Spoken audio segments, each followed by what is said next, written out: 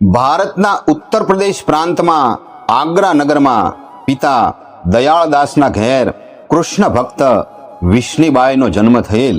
માતા પિતાની લાડલી પુત્રી વિષ્ણી બાળપણથી જ સુશીલ, સંસ્કારી અને ભક્તિભાવવાળા હતા. બાળપણથી જ તેમના હૃદયમાં અપાર કરુણા હતી. મોગલ શાસનકાળના એ સમયમાં માતા પિતાએ કેવળ 12-13 વર્ષની ઉંમરે જ પુત્રી વિષ્ણીબાઈના વિવાહ એક સાધન સંપન્ન પરિવારમાં કર્યા હતા. પણ ઈશ્વરની ગતિ ન્યારી છે. ભગવાનની કંઈક જુદી જ ઈચ્છા હશે. તેથી સાસરીમાં 14 વર્ષની ઉંમરે જ વિષ્ણીબાઈને કોઈ ભયંકર બીમારી લાગી હોય એમ પાગલ જેવા થઈ ગયા. પોતાના દેહનું પણ ભાન રહેતું નહીં. કોઈ કહે કે આને પ્રેત વળગ્યું છે. આમ વિષ્ણીબાઈના માતા પિતા અને સાસરી પક્ષવાળા બંનેને ખૂબ જ દુઃખ થયું. વિષ્ણીબાઈને અનેક વૈદો હકીમો પાસે લઈ ગયા, પણ રોગમાં કોઈ ફેર પડતો નથી. અચાનક પ્રભુ કૃપાથી એક દિવસ ગૌસ્વામી હિતૃપલાલજી દયાળદાસના ઘેર પધાર્યા. ઘેર સાધુ મહારાજ પધારવાથી સૌ પરિવાર આનંદમાં આવી ગયા. પિતા દયાળદાસને મનમાં પૂર્ણ શ્રદ્ધા હતી કે મહારાજના આગમનથી વિષ્ણુની બીમારી અવશ્ય દૂર થઈ જશે. અને પ્રભુ કૃપાથી એમ જ થયું. શ્રી મહારાજના મુખથી મંત્રોનું શ્રવણ સાંભળતાની સાથે જ પુત્રી વિષ્ણીબાઈની અસાધ્ય બીમારી દૂર થઈ ગઈ અને પુત્રી પૂર્ણ રૂપથી સ્વસ્થ થઈ ગઈ. આમ ગુરુ કૃપા, શ્રી કૃષ્ણના મંત્રોનું શ્રવણ અને ભગવત ભક્તિથી વિષ્ણીબાઈના જીવનમાં શ્રી કૃષ્ણની ભક્તિના અંકુર ફૂટ્યા. ભગવાન કૃષ્ણના પ્રેમમાં માતા વિષ્ણી એટલા તલ્લીન રહેવા લાગ્યા કે શુદ્ધ બુદ્ધ પણ ખોઈ બેસતા અને ભાવ વિભોર થઈ જતા. હવે તો માતા વિષ્ણીબાઈ પોતાના પ્રિયતમ રાધા વલ્લભની પ્રેમપૂર્વક સેવા ભક્તિ કરતા. આમ શ્રી મહારાજ ઘણા દિવસો શિષ્ય દયાળદાસના ઘેર રોકાયા બાદ શ્રીવન જવાની તૈયારી કરી રહ્યા હતા. શ્રી મહારાજની વાત સાંભળી માતા વિષ્ણીબાઈના મનમાં વિયોગની વ્યાકુળતા વ્યાપી ગઈ. હવે તો વિષ્ણીબાઈને ઘરમાં ક્યાંય ચેન પડતું નહીં. એમનું મન વૃંદાવન તરફ દોડવા લાગ્યું હતું. માતા વિષ્ણીએ પિતાજી પાસે વૃંદાવન જવાની આજ્ઞા માગી. પિતાજી કહે છે કે બેટી, તું જાણે છે કે તારા વિવાહ થઈ ચૂક્યા છે. તારી પર હવે તારા પતિનો અધિકાર છે.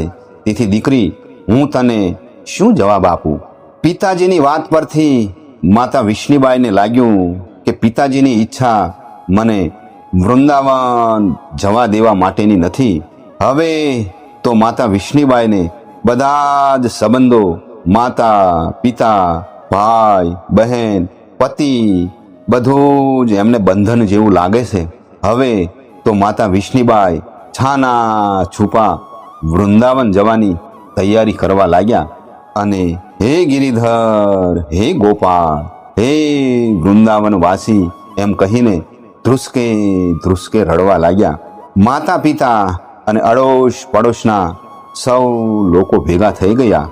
આમ જ શ્રી મહારાજને વૃંદાવન જવાનો સમય થઈ ગયો હતો. આ બાજુ માતા વિષ્ણુના સસરાને સમાચાર મળતા તેઓ પણ શ્રી મહારાજના દર્શન કરવા અને માતા વિષ્ણીબાઈને તેડવા માટે આવ્યા હતા. માતા વિષ્ણીબાઈ તો વૃંદાવન જવા માટે તૈયાર થઈને બેઠા હતા. સૌ સગા સંબંધીઓ તેમને સમજાવતા હતા. માતા વિષ્ણીબાઈ તો એક જ રટણ કરે છે કે હું વૃંદાવન જવાની છું. માતા વિષ્ણીબાઈના સસરાએ શ્રી મહારાજને કહ્યું કે મહારાજ, તમે કંઈક આજ્ઞા કરો તો વિષ્ણી અહીં રોકાઈ જાય. પરંતુ શ્રી મહારાજને તો ખબર હતી કે વિષ્ણી મારી આજ્ઞા માનીને અવશ્ય રોકાઈ જશે, પણ કદાચ એના પ્રાણ જતા રહેશે અને પ્રાણ એના વૃંદાવન ચાલી જશે. તેથી મહારાજ બોલ્યા કે હું શું આજ્ઞા આપું? વિષ્ણીબાઈને તો સ્વયં ઠાકોરજી આજ્ઞા કરી શકે. જે ઠાકોરજીની ઈચ્છા હશે એમ થશે. બીજા દિવસે વહેલી સવારે માતા વિષ્ણુબાઈ ઠાકોરજીના વિરહમાં ભાવ વિભોર થઈને આંખમાં આંસુ સાથે રડવા લાગ્યા અને જાણે ચમત્કાર થયો. ભગવાનની મૂર્તિ માતા વિષ્ણુના ખોળામાં આવીને બેસી ગઈ.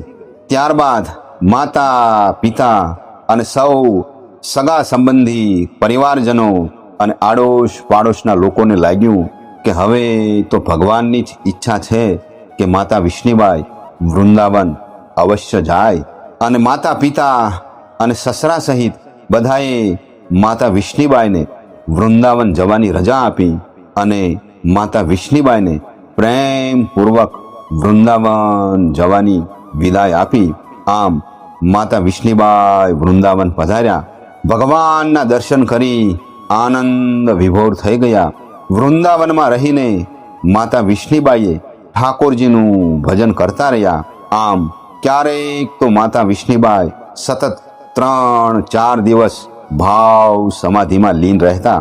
વૃંદાવનમાં જ સંવંત 1750માં માતા વિષ્ણુબાઈ ભગવાન કૃષ્ણમાં વિલીન થઈ ગયા. પ્રેમ લક્ષણા ભક્તિના આદર્શ માતા વિષ્ણુબાઈને આજે આપણે ભાવથી વંદન કરીએ.